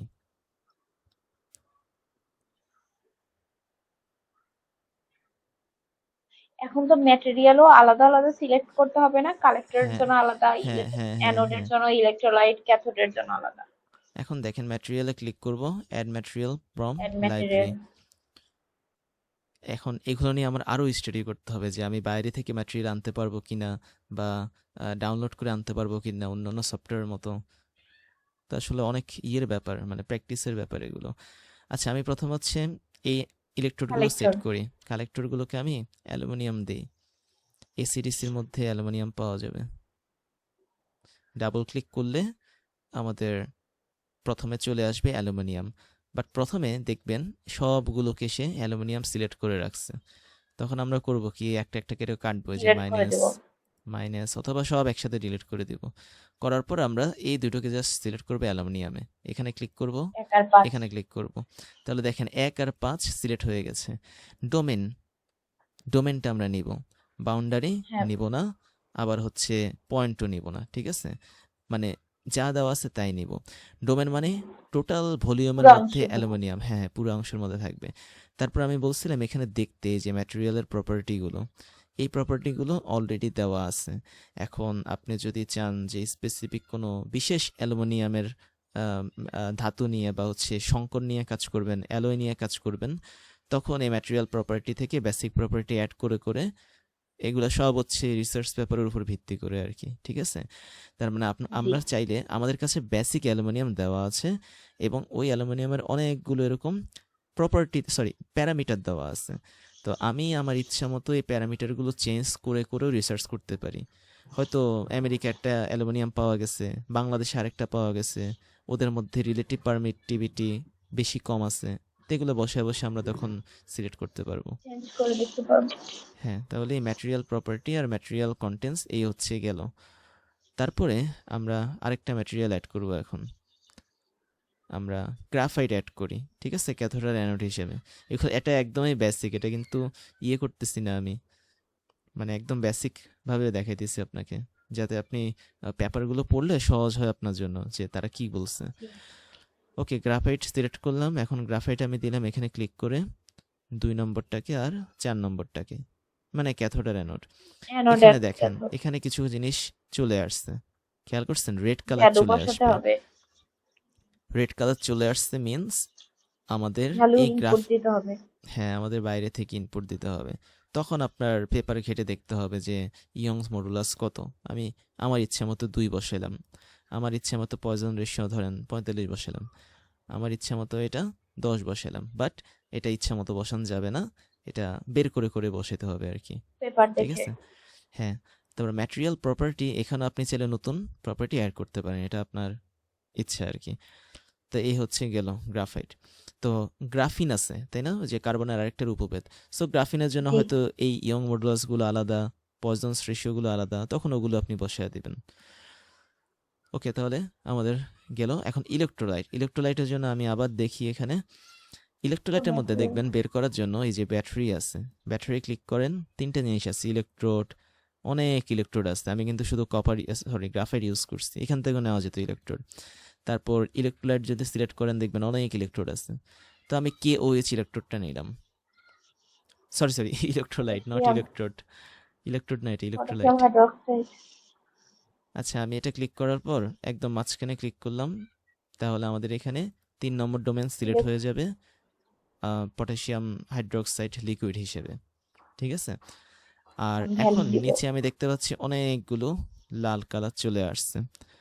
এখন এই জিনিসগুলো আপনার বের করে করে বসাতে হবে। ইলেকট্রিক্যাল কন্ডাক্টিভিটি আমি এগুলো আমার মনের মতো ধরি, 5 3 2, ঠিক আছে? জি। এখন বের করতেছি না আর কি, সময় নেই। তো আমি এখানে আমার মতো করে ধরলাম। তাহলে আমাদের মোটামুটি 5টা ম্যাটেরিয়াল হয়ে গেছে, ঠিক আছে? 3টা ম্যাটেরিয়াল হয়েছে, বাট 5টা জায়গায় তারা হচ্ছে ডিস্ট্রিবিউটেড হয়ে গেছে। এই হলো আমাদের ম্যাটেরিয়ালের কাজ শেষ। তো এতটুকু পর্যন্ত মনে হয় আপনি পারবেন। জি। এখন আমরা কারেন্ট নিয়ে কাজ করি। তো এখানে অনেকগুলো জিনিস কিন্তু বাই ডিফল্ট চলে আসছে, দেখছেন? এর আগের দিন তো বলছিলেন ওই যেগুলো বাই ডিফল্ট আছে ওগুলো আমরা চেঞ্জ করবো না, ওটা ওরকমই হ্যাঁ, রাখবো। হ্যাঁ, ওগুলো যেরকম, হ্যাঁ, কিছু জিনিস চেঞ্জ করব কিছু জায়গায়। যেমন ইনিশিয়াল ভ্যালু আমরা চেঞ্জ করব। কেন? হয়তো আমরা আ বরফের দেশে এক্সপেরিমেন্ট করতেছি। সেখানে ইনিশিয়াল ভ্যালু হিসেবে রুম টেম্পারেচার দেওয়া আছে 25 ডিগ্রি সেন্টিগ্রেড। তখন তো ওটা কাজ করবে না। তখন আমাকে 0 ডিগ্রি বানাতে হবে। কিছু ক্ষেত্রে আমরা এগুলোকে চেঞ্জ করব। বুঝতে পারতেছেন এখন? জি। অথবা ধরেন এমন একটা জায়গায় কাজ করতেছেন যেখানে একদম শুরুতে কোনো একটা বস্তুর ভোল্টেজ ছিল হচ্ছে 5 ভোল্ট। তখন ইনিশিয়াল ভ্যালু আমি এখানে 0 ভোল্ট দিতে পারবো না। আমাকে 5 ভোল্টই দিতে হবে। এগুলো বুঝে, বুঝে আমরা চেঞ্জ করব। আচ্ছা, ইলেকট্রিক কারেন্টে যাই আস্তে, আস্তে। ১ম এ আছে কারেন্ট কনজারভেশন। এগুলো যা আছে তাই। অ্যাক্সিয়াল সিমেট্রি মানে হচ্ছে কি, ভালো করে দেখেন, আমার এই জিনিসটা ঘুরবে এই অ্যাক্সিসকে কেন্দ্র করে। তো সেক্ষেত্রে এই 1 নম্বর অ্যাক্সিস যেটা আছে বাউন্ডারি, ওকে কেন্দ্র করে ঘুরবে এটা। বাকিগুলোকে কেন্দ্র করে সে ঘুরবে না। ডিলিট করে দেবো তাহলে। সেটাই, না ডিলিট করব না। এখানে লেখাই আছে নট অ্যাপ্লিকেবল। নট সো এগুলা অ্যাপ্লিকেবল। ধরার দরকার নেই, যা আছে তাই। তো বাউন্ডারি সিলেকশনের কথা বলছে যে আমি যে ইলেকট্রিক কারেন্টের ফিজিক্সটা অ্যাপ্লাই করব, সেটা কিভাবে ডিস্ট্রিবিউটেড হবে। সেটা 1 নম্বর বাউন্ডারির সাপেক্ষে ঘুরে তারপর ডিস্ট্রিবিউটেড হবে। এই জন্য এখানে বাকিগুলো নট অ্যাপ্লিকেবল। এই যে বাকি যে বাউন্ডারিগুলো আছে শর্ট, একটাকেও কেন্দ্র করে ঘুরবে না, এই প্রথমটাকে কেন্দ্র করে ঘুরবে সে। ওকে, সমস্যা না। এটা ইলেকট্রিক্যাল ইনসুলেশন, ভালো করে দেখেন। এটা অটোমেটিক সেট করে দিচ্ছে তারা। ইলেকট্রিক্যাল ইনসুলেশন মানে কি, 1 নম্বর যেই বাউন্ডারিটা আছে, এখানে তো আমি কারেন্ট অ্যাপ্লাই করব, তাই না? মানে 5 ভোল্ট বা 2 হুম। ভোল্ট অ্যাপ্লাই করব। সেজন্য এখানে আমরা কোনো ইলেকট্রিক্যাল কোনো ইনসুলেশন দিব না। ইনস্টলেশন নাই। বাট বাকি যে বাউন্ডারিগুলো আছে দেখেন নীল কালারের, প্রত্যেকটাতে কিন্তু ইলেকট্রিক্যাল ইনসুলেশন আছে। আবার মাঝখানে মাঝখানে কিছু জায়গায় ইলেকট্রিক্যাল ইনসুলেশন নাই, যেমন 4 নম্বর। 4 নম্বর মানে এই বাউন্ডারি। আবার এখানে 7 নম্বর মানে এই বাউন্ডারি। আবার 10 নম্বর, 13 নম্বর। তার মানে আমি যখন 5 ভোল্ট অ্যাপ্লাই করব, সেটা কি সুপার ক্যাপাসিটরের ভিতর দিয়েই ফ্লো হবে। এখন ফ্লো হতে গিয়ে সে যদি দেখে অ্যানোডের কাছে একটা বাধা, ইলেকট্রোলাইটের কাছে একটা বাধা, তখন কিন্তু শেয়ার ফ্লো হতে পারবে না। তার মানে আমাদের মডেলও কাজ করবে না।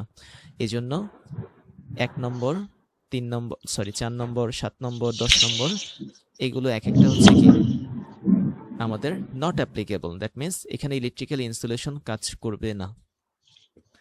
আর বাইরে যে বাউন্ডারিটা আছে এখানে ইনসুলেশন কাজ করবে, কারণ এই বাউন্ডারির মধ্য দিয়ে কারেন্টটা বেরোতে পারবে না। বুঝে গেছে? কারেন্টটা এই সুপার ক্যাপাসিটরের মধ্যেই ফ্লো হবে, বাইরে ফ্লো হবে না। ক্লিয়ার এটা? জি।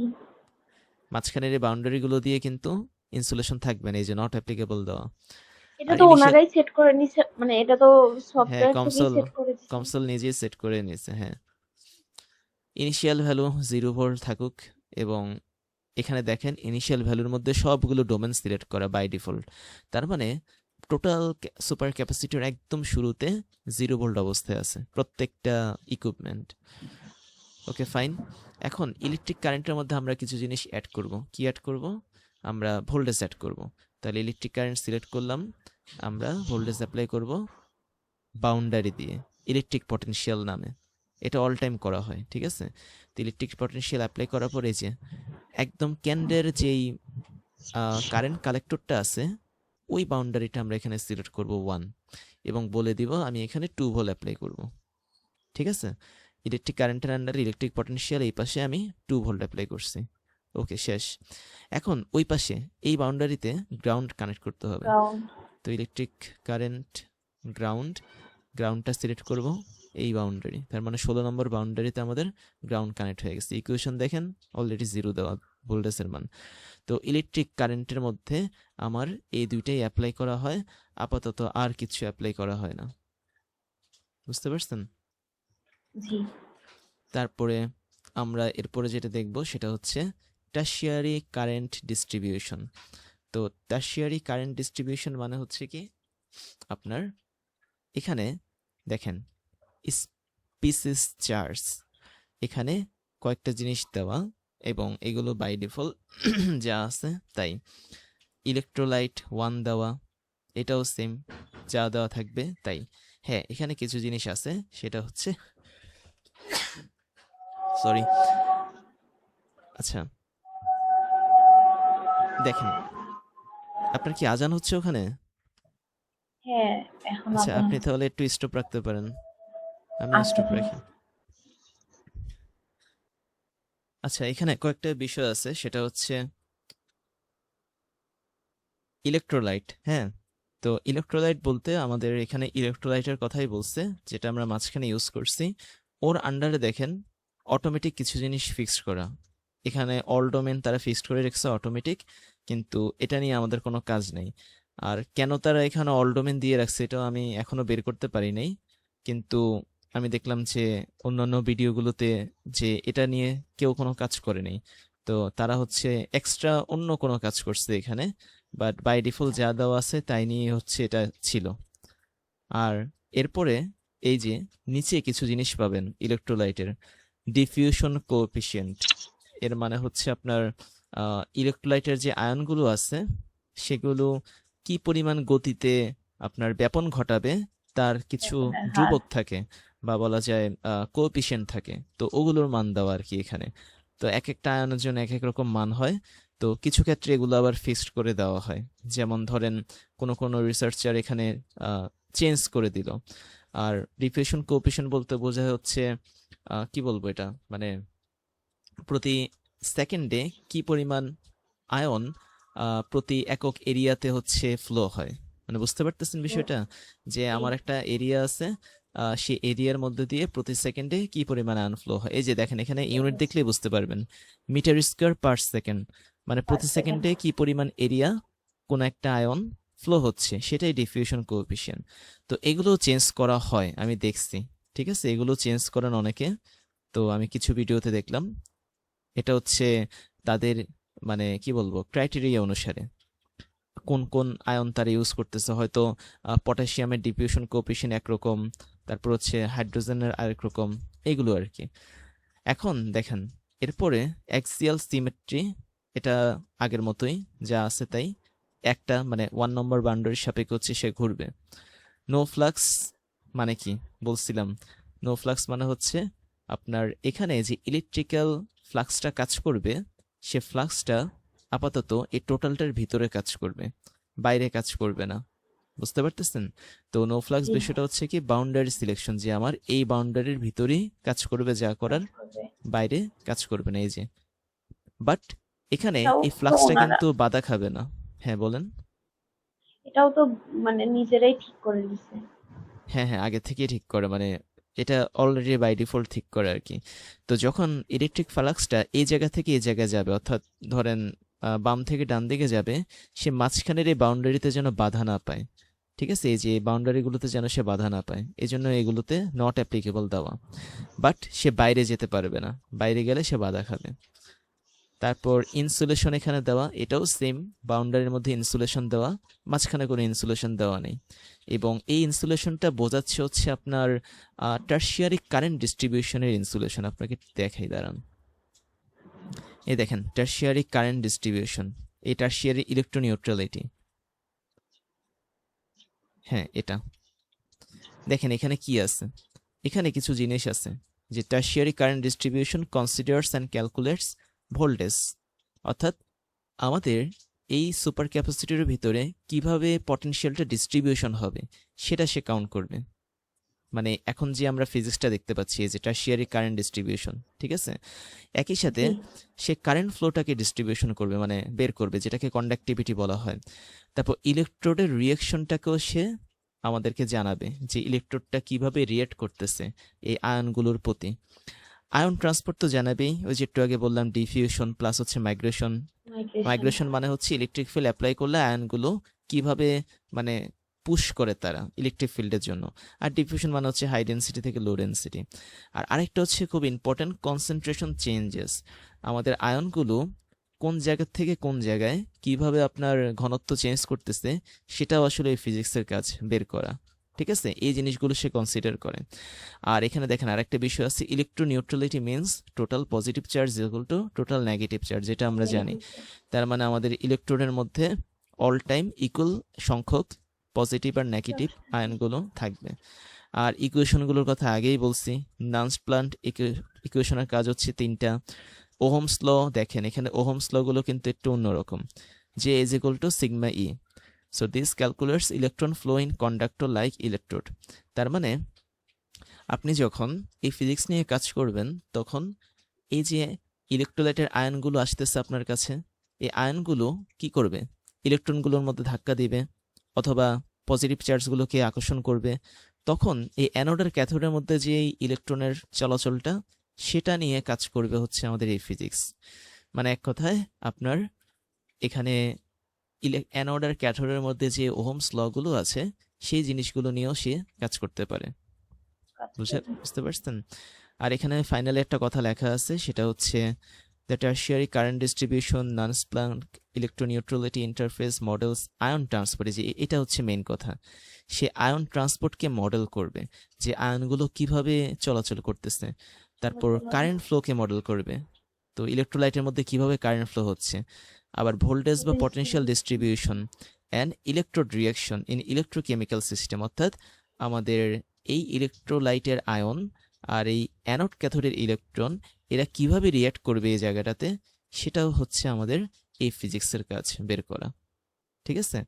while assuming that electrolyte remains electrically neutral everywhere, making it efficient and highly suitable for most battery and supercapacitor simulation। তার মানে আপনার এখানে এই টোটাল ইলেকট্রোলাইটের সব জায়গায় ইলেকট্রোনিউট্রালিটি বজায় থাকবে, যত সংখ্যক পজিটিভ আয়ন তত সংখ্যক নেগেটিভ আয়ন। নেগেটিভ তো আয়ন। তার উপর প্রেক্ষিতে আমরা এখানে এই ইনসুলেশনগুলো দেখলাম। ইনিশিয়াল ভ্যালু, হ্যাঁ এখানে ইনিশিয়াল ভ্যালুটা খুব ইম্পর্টেন্ট, এটা আমাদের চেঞ্জ করতে হবে। ঠিক আছে? ইনিশিয়াল ভ্যালু হচ্ছে কি, আপনি যে ইলেকট্রোলাইটটা ইউজ করতেছেন সেটার কনসেন্ট্রেশন, বা একদম শুরুতে ঘনত্ব কত ছিল, এটা আপনার একটু সিলেক্ট করতে হবে। তো আমি বেশিরভাগ জায়গায় দেখছি তারা কনসেন্ট্রেশনটাকে 1000 রাখছে, কেউ কেউ 500 রাখছে, অর্থাৎ অনেকে 1ও রাখছে, 1 মোল/মিটার কিউ। তো কনসেন্ট্রেশনটা আমি 100 করে দিলাম। এর মানে হচ্ছে আপনি যখন একদম শুরুতে এই সুপার ক্যাপাসিটরটা তৈরি করবেন, তখন যে ইলেকট্রোলাইটটা রাখবেন তার ঘনত্বটা কত। ঘনত্ব কিন্তু শূন্য হতে পারবে না, ঠিক আছে? কোনো ইলেকট্রোলাইটের ঘনত্ব শূন্য হতে পারবে না, সেজন্য এখানে আমরা ইনিশিয়াল একটা কনসেন্ট্রেশন তৈরি করে রাখি। বুঝে গেছে এটা? অনেকে 1000 দেয়, আমি 1000ও দিতে পারি। আমি অনেকগুলো পেপারে দেখলাম 1000 দিচ্ছে। 1000 মানে হচ্ছে 1 মোলার, মানে 1000 ওয়ান। মোল/মিটার কিউ মানে হচ্ছে 1 মোলার। ওই যে আমরা কেমিস্ট্রিতে পড়তাম 1 এম, হ্যাঁ বড় হ্যাঁ। হাতের এম। মোল। হ্যাঁ সো হ্যাঁ। 1 মোল ইলেকট্রোলাইট নিয়ে আমরা কাজ করতেছি এখানে। তো এটাই হচ্ছে আমাদের ইনিশিয়াল কনসেন্ট্রেশন। তারপর এখানে আরেকটা জিনিস থাকার কথা, সেটা হচ্ছে ডিফিউশন কোএফিসিয়েন্ট। তো আমরা দেখছি তাই না, এই যে ইলেকট্রোলাইটের মধ্যে দেখেন, ইলেকট্রোলাইটের মধ্যে ডিফিউশন কোএফিসিয়েন্ট আছে। তো এখন ডিফিউশন কোএফিসিয়েন্টের ক্ষেত্রে এখানে আরো কিছু জিনিস আছে, আমি একটু দেখাই। ইকুয়েশন আছে, ইকুয়েশন দেখার দরকার নেই, এটা যা আছে তাই থাক। কোঅর্ডিনেটর সিস্টেম গ্লোবাল, যা আছে তাই থাক। চার্জের একটা অপশন আছে, আমি অপশনটা পাচ্ছি না, অর্থাৎ ইলেকট্রোলাইটের মধ্যেই। হ্যাঁ, আমি এরকম দেখছিলাম যে K+, তারপর হচ্ছে OH-, এদের যে চার্জ, এগুলো হচ্ছে প্লাস মাইনাস। আচ্ছা, আমার মনে হয় এটা আলাদা সিলেক্ট করতে হবে। এখানে দেখেন, আমি যদি টারশিয়ারি কারেন্টে রাইট ক্লিক করি, অনেকগুলো অপশন আসে: electrolyte, separator, ion exchange ion. Membrane, porous electrode, তারপর হাইলি কন্ডাক্টিভ পোরোস ইলেকট্রোড। এখানে ইনিশিয়াল ভ্যালু, সিমেট্রি, ইনসুলেশন, আচ্ছা,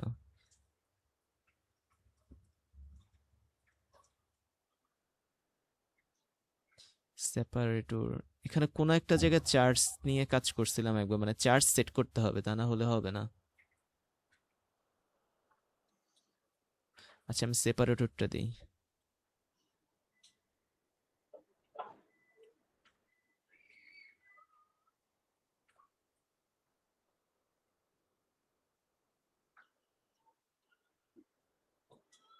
আমরা এখানে কোনো সেপারেটর কিন্তু ইউজ করি নাই, ঠিক আছে? জি। তো এই জন্য আমাদের সেপারেটরটা লাগবে না। সেপারেটর মানে কি বুঝছেন? এই যে দেখেন, মানে ওই দুইটাকে ডিভাইড করার। এই যে অ্যানোড আর ইলেকট্রোলাইটের মাঝখানে সেপারেটর থাকে। কিছু সুপার ক্যাপাসিটর মডেল করে অনেকে, যেখানে ইলেকট্রোলাইট আর হচ্ছে অ্যানোড ক্যাথোড এদের মাঝখানে একটা সেপারেটর থাকে, আলাদা একটা জিনিস থাকে। বুঝা গেছে? ওটা আমি এখানে দেইনি জি। আর কি, এজন্য সেপারেটরটা লাগবে না। বাট আমি এখানে যেটা খুঁজতেছি সেটা হচ্ছে কে চার্জ। প্লাস ওএস মাইনাস এই চার্জটা। আচ্ছা, স্পেসেস চার্জ, আমার মনে হয় এটা, হ্যাঁ খুব সম্ভবত এটা। এই যে এখানে চার্জ লেখা আছে। আচ্ছা, ZC1 ZC2। হ্যাঁ হ্যাঁ, জেডসি ওয়ান হচ্ছে আপনার ওই যে আপনি যখন কে ও এইচ নিয়ে কাজ করবেন তখন কে ও এইচ এর যেটা ফার্স্টেরটা থাকবে ওটা হচ্ছে প্লাস ওয়ান, মানে কে প্লাস। আর যেটা দ্বিতীয় মানে অংশ থাকবে সেটা হচ্ছে মাইনাস ওয়ান, অর্থাৎ ও এইচ মাইনাস ওয়ান। এই জিনিসটা এখানে হচ্ছে আপনার দিতে হবে, চার্জের বিষয়টা। ঠিক আছে? তবে আমি আরেকটা জায়গায় যেটা দেখছি সেটা হচ্ছে এখানে আলটিমেটলি ওয়ান দেওয়া হয়, প্লাস মাইনাস দেওয়া হয় না। কারণ চার্জ বিষয়টা হচ্ছে কি যে পরিমাণ, মানে কমসোলের ক্ষেত্রে চার্জ মানে হচ্ছে পরিমাণ। তো কে এর জন্য চার্জটা হচ্ছে ওয়ান, আবার ওএইচ এর জন্য চার্জটা এটার হচ্ছে জন্য ওয়ান। 1। সো এই জন্য এখানে ওয়ান দেওয়া হয়। আমি এখানে প্লাস মাইনাস এরকম দেখছি কি না মনে পড়তেছে না, বাট দেওয়া হয় না আর কি, এরকম ওয়ানই দেওয়া হয় এই দুইটাতে। আচ্ছা যাই হোক, এটা আমি আরেকটু ক্লিয়ার হব চার্জ নিয়ে, ঠিক আছে? যেহেতু রেকর্ড হচ্ছে তো মনে থাকবে চার্জের কথাটা। আপাতত এখানে আর কিছু নাই, টারশিয়ারি কারেন্ট এগুলোর কাজ শেষ। তারপর ইলেকট্রিক কারেন্ট টু, তো এটা কিন্তু আসছে আবার ওই ইলেকট্রোম্যাগনেটিক হিটিংয়ের জন্য, ঠিক আছে? এবং এটা আমি বলছিলাম 50 ওহম সেট করেই রাখে তারা। আর কারেন্ট কনজারভেশন এটা এখানে যা আছে তাই, অ্যাসিমেট্রিক যা আছে তাই, ইলেকট্রিক্যাল ইনসুলেশন যা আছে তাই, ইনিশিয়াল ভ্যালু যা আছে তাই। বাট এই ইলেকট্রিক কারেন্টটা আমাদের যেটা করতে হবে সেটা হচ্ছে আপনার ইলেকট্রিক পটেনশিয়াল অ্যাপ্লাই করতে হবে এই প্রান্তে। আমরা 2 ভোল্ট অ্যাপ্লাই করছিলাম, এখানেও 2 ভোল্ট দেব, এবং ফাইনালি একটা গ্রাউন্ড অ্যাপ্লাই করতে হবে এই প্রান্তে, গ্রাউন্ড। আর কিছু লাগবে না এখানে, আগেরটার মতোই। তারপর হিট ট্রান্সফার ইন সলিড, তো এখানে দেওয়া আছে রেফারেন্স টেম্পারেচার, দ্যাট মিন্স এটা হচ্ছে one kind of room temperature. তারপর এখানে সলিড ওয়ান, এগুলো যা আছে তাই বাই ডিফল্ট। তারপর আচ্ছা এখানে দেখি ইনিশিয়াল ভ্যালু 293 দেওয়া। 293 এটাও আমরা চেঞ্জ করতে পারি, ওই যে বিভিন্ন স্থান ভেদে আর কি চেঞ্জ করতে পারি। অ্যাক্সিয়াল সিমেট্রি যা আছে তাই, থার্মাল ইনসুলেশন যা আছে তাই, ঠিক আছে? অর্থাৎ বাউন্ডারিটাকে তারা ব্লক করে ফেলছে। আমি বলছিলাম হিট ট্রান্সফার ইন সলিডে আমরা আলাদা একটা জিনিস অ্যাড করি, তাই না? হিট ফ্লাক্স অ্যাড করি। কেন? কারণ ধরেন আপনি হচ্ছে কারেন্ট অ্যাপ্লাই করতেছেন, তারপর হচ্ছে আপনার হিট তৈরি হচ্ছে বারবার। এখন এই হিটটা হচ্ছে বাইরে বেরোতে পারছে না, তার মানে এটা কিন্তু ভালো কোনো মডেল না। কারণ ক্যাপাসিটর বা ব্যাটারি গরম হলে অবশ্যই হিট বাইরে বের হয়, পরিবেশে চলে যায় কিছু হিট। তো এটার জন্য আমরা হিট ফ্লাক্স ইউজ করি। আর হিট ফ্লাক্সে আপনি জানেন যে এখানে সবগুলো যা আছে তাই থাকে। আমরা general inward heat flux use করি না, এর মানে ভেতর থেকে হিট তৈরি হওয়া। আমরা যেটা ইউজ করি সেটা হচ্ছে কি convective hit flux, that means হিটটা তৈরি হবে, তৈরি হওয়ার পর সেটা বাইরে বের হবে। বাইরে তার হবে। আর যেই জিনিসের হিট ট্রান্সফার কোএফিসিয়েন্ট বেশি সে খুব দ্রুত ঠান্ডা হয়। সো এটাও মানে রিসার্চের বিষয়, মানে বিভিন্ন ব্যাপারে আপনার দেখবেন 20 দিছে, কেউ 30 দিছে। এটা হচ্ছে আপনার ওই কি বলবো, ম্যাটেরিয়ালের উপর ভিত্তি করে।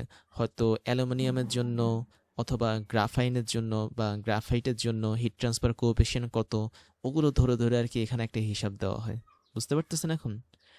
কারণ উপর হিটটা থেকে কিন্তু ট্রান্সফার হবে আপনার কোত্থেকে, ওই যে অ্যানোড ক্যাথোড কালেক্টর ওদের থেকে। ম্যাটেরিয়ালের উপর ডিপেন্ড করে। হ্যাঁ হ্যাঁ, সো ওটার উপর ডিপেন্ড করে আমরা এখানে হিট ট্রান্সফার দিব। আবার এখানে দেখেন আরেকটা বিষয় আছে, এক্সটার্নাল টেম্পারেচার, অর্থাৎ এই ক্যাপাসিটরের বাইরে টেম্পারেচার কত। সো এটা অলরেডি ফিক্সড করা 293, তো আমরা এটাকে ইচ্ছা করলে 298ও দিতে পারি, 25 ডিগ্রি আর কি, ঠিক আছে? তো এখানে আর তেমন কিছু নাই, হিট ফ্লাক্স এতটুকুই কাজ করে। এর মানে হচ্ছে এখন আমাদের ক্যাপাসিটরটা যদি আস্তে আস্তে গরম হয় তবে সেটা পরিবেশের এই হিটের কারণে ঠান্ডা হবে।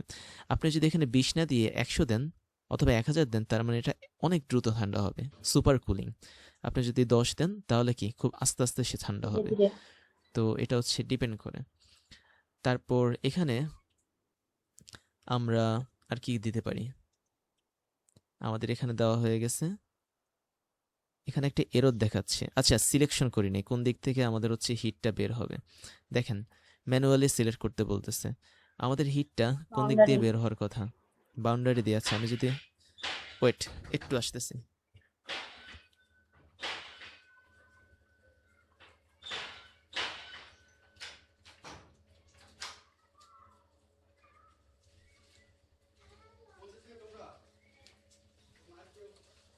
ওকে, দেখেন এখন আমি যখন অল বাউন্ডারি সিলেক্ট করব, এটা কিন্তু অটোমেটিক আমাকে দেখায় ফেলছে যে এই বাউন্ডারিগুলোর মধ্যে দিয়ে আমাদের হিটটা ফ্লো হবে, অন্য কোথাও দিয়ে হিটটা ফ্লো হবে না। কেন? কারণ এটাও তো হচ্ছে আমাদের সেন্টার, আর সেন্টারটা এখন ব্লক হয়ে যাবে চারপাশে ঘুরলে। তো এই জন্য এই বাউন্ডারিগুলোর মধ্যে দিয়ে হিটটা ফ্লো হবে। তো আমরা অল বাউন্ডারি সিলেক্ট করে দিব, তখন অটোমেটিক দেখবেন এই জিনিসগুলো চলে আসবে। ঠিক আছে, এখন হিট ফ্লাক্সের কাজ শেষ। আর এখানে কি দিব?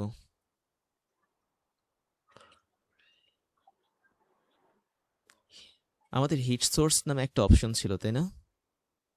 হুম, এই তো নিচে নিচে ফ্লো কন্ডিশনার পরেরটাই, উপরে। মিডলের দিকে হিট সোর্স, নিচে মিডলে ফ্লো কন্ডিশনার আচ্ছা, পরেই। হিট সোর্সটা আর আমার মনে হয় লাগতেছে না।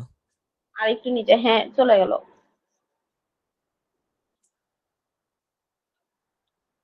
আচ্ছা, হিট সোর্স মিডলে দরকার নাই, মিডলে আমরা এই কয়টাই দেই। তারপর এখন এখানে আছে দুইটা সলিড মেকানিক্স, তো এগুলো যা আছে তাই। কিন্তু এখানে যেটা করতে হবে সেটা হচ্ছে আপনার বাউন্ডারিটা সিলেক্ট করে দিতে হবে। সলিড মেকানিক্সগুলো যা আছে তাই থাক। আপনার এখানে এক্সট্রা করে আমরা এখানে ফিক্সড কনস্ট্রেইন দিব সলিড মেকানিক্সের জন্য অল টাইম, মানে এই ধরনের কাজ করার ক্ষেত্রে। তো ফিক্সড কনস্ট্রেইন মানে হচ্ছে কি, কার সাপেক্ষে এটা স্থির থাকবে, মানে এটা বাড়বে বা কমবে। তো আমরা এটাকে একদম সেন্টারের সাথে কানেক্ট করে দিই, যেন সেন্টারের সাপেক্ষে হচ্ছে সে বড় হয় বা ছোট হয় তাপমাত্রা পেলে। ঠিক আছে, এটাই হচ্ছে আমাদের ফিক্সড কনস্ট্রেইন। সলিড মেকানিক্স এখানে আমরা সেম জিনিস দিলাম, ফিক্সড কনস্ট্রেইন, একদম শুরুটার সাপেক্ষে। আর কোনো ফিজিক্স বাকি আছে? না, সব দেওয়া হয়েছে। আচ্ছা, এখানে মাল্টি ফিজিক্স অলরেডি সিলেক্ট করছে তারা, মাল্টি ফিজিক্স যা আছে তাই। হুম, এখন কি এগুলো মেশ দেখবো? এগুলো হচ্ছে যা আছে তাই, এগুলো অটোমেটিক হচ্ছে তার ভিতর থেকে ইয়ে করে মাল্টি ফিজিক্সটা। থার্মাল এক্সপানশন ছিল কোথাও?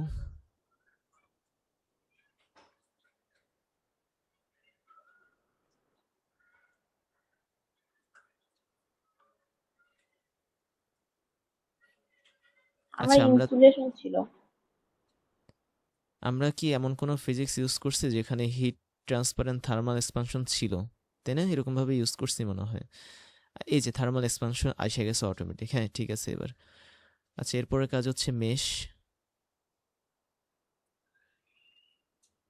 মেশ হচ্ছে আমরা ফাইন দিই বা ফাইনার দিই, বিল্ড করি।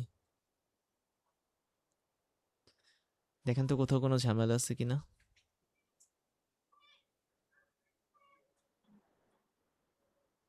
আচ্ছা, যাই হোক, স্টাডি স্টাডিটা রান দিই। দিবেন? হ্যাঁ, রান দিব, কম্পিউট দিয়ে দিলাম।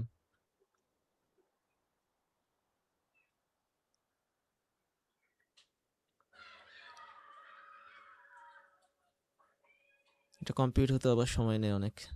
আর আপনি যদি মেশটা আরো বাড়ান, এক্সট্রা ফাইন বা সুপার ফাইন করেন, আরো তখন আরো সময় সময় নেবে। নেবে। হ্যাঁ, হ্যাঁ।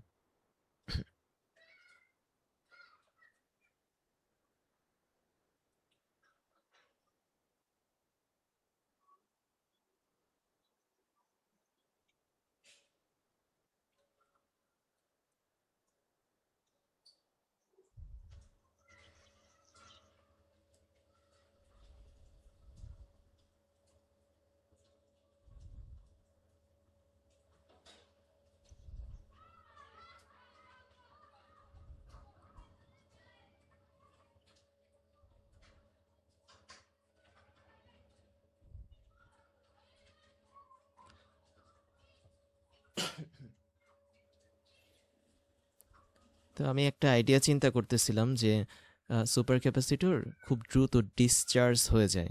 এটার মেইন রিজন হচ্ছে আপনার ওই যে পোরস যে ছিদ্রগুলো আছে, ওগুলোর হুম, থেকে দ্রুত আমাদের আয়নগুলো বের হয়। আর এই আয়নগুলো যদি বের হওয়া ঠেকানো যায়, তবে কিন্তু ডিসচার্জ হবে খুব আস্তে আস্তে, মানে মানে খুব মানে আপনি সময় নেবে। চার্জটাকে হোল্ড করে রাখতে চাচ্ছেন। হ্যাঁ, হ্যাঁ। তো এটা করার জন্য আমি যেটা চিন্তা করলাম যে আমি যদি পোরস স্ট্রাকচারটাকে চেঞ্জ করে ফেলি, মানে কি বলবো? ধরেন খুব সহজে সে ঢুকতে পারতেছে ভিতরে চার্জটা, মানে আয়নগুলো আরকি। কিন্তু বের হতে পারতেছে না। হ্যাঁ, সহজে বের হতে পারবে না। অর্থাৎ K প্লাস, OH মাইনাস এটা খুব দ্রুত ঢুকতে পারবে। মানে পোরস দিয়ে। মানে গোয়িংটা হবে তাদের খুব স্মুথলি। বাট যখন একবার ভিতরে ঢুকে যাবে, সে বের হতে গেলে তখন আটকা পড়বে। আস্তে, আস্তে বের হবে। তো আমি দেখলাম এটা নিয়ে তেমন কাজ মানে কেউই করে নাই বা করা হয়নি এই কাজটা নিয়ে। বাট এই মডেলটা বিল্ড করা সম্ভব। মানে পোরস মানে কি ওই ছোট ছোট গর্ত, ওগুলো কিন্তু আমরা চাইলে এই বুঝতে যে পারছি, অ্যানোড আর ক্যাথোডের ছিদ্রগুলো। মধ্যে আঁকতে পারি। হ্যাঁ, কনসোল দিয়ে হচ্ছে এই গর্তগুলো আমরা আঁকতে পারি। তো ওই গর্তগুলো আমরা নিজেরাও স্ট্রাকচার করতে পারি বসে বসে। এমনভাবে করতে পারি যাতে চার্জ ঢুকতে পারবে সহজে, বাট বেরোতে গেলে বের আটকা হতে পড়বে। পারবে না। হ্যাঁ, এটা একটা নতুন আইডিয়া আমার মাথায় ঘুরতেছিল আর কি। আমি অনেকগুলো পেপার পাইছি, আপনাকে আমি দিয়ে দিব, আপনিও পড়েন। তো আচ্ছা মোটামুটি 15-16টা পেপার পেয়েছি এরকমই সুপার ক্যাপাসিটর রিলেটেড। তো এগুলো ভাই, পড়তে আমাকে পড়তে একটু আমার আপনার মাথায়। সাথে রাইখেন। হ্যাঁ, হ্যাঁ, অবশ্যই। ইনশাল্লাহ। কিন্তু হয়তো সময় লাগবে, কারণ সবকিছু আমার কাছে নতুন, কাজগুলো এটা নতুন তো লাগতেছে। স্বাভাবিক। মানে এটা তো স্বাভাবিক, যারা একদমই একদম নতুন। এক্সপার্ট হয়ে গেছে তাদের অনেক ইজিলি হবে, কিন্তু হচ্ছে নতুন তো অনেক টাইম লাগবে। আমার তো কোনো আইডিয়াই নাই, আপনার থেকে থেকে শুনতেছি। হ্যাঁ, হ্যাঁ।